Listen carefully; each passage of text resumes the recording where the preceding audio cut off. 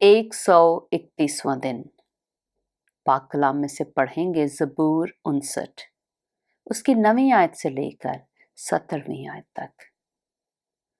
اے میری قوت، مجھے تیری ہی آس ہوگی، کیونکہ خدا میرا اونچا برج ہے۔ میرا خدا اپنی شفقت سے میرا پیش رو ہوگا۔ خدا مجھے میرے دشمنوں کی پستی دکھائے گا۔ ان کو قتل نہ کر، مبادا میرے لوگ بھول جائیں۔ اے خداوند، اے ہماری سپر، اپنی قدرت سے ان کو پراگندہ کر کے پست کر دے۔ وہ اپنے منہ کے گناہ اور اپنے ہونٹوں کی باتوں اور اپنی لان تان اور جھوٹ بولنے کے باعث اپنے غرور میں پکڑے جائیں۔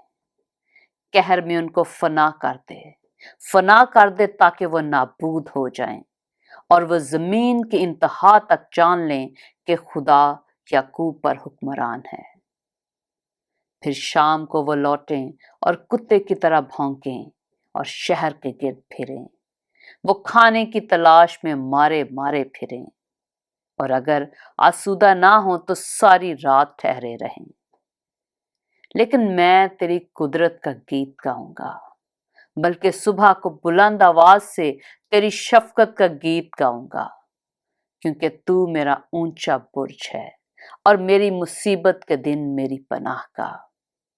اے میری قوت، میں تیری مدح سرائی کروں گا، کیونکہ خدا میرا شفیع خدا میرا اونچا برج ہے۔ پاک کلام کے پڑھے اور سنے جانے پر خداوند کی برکت ہو۔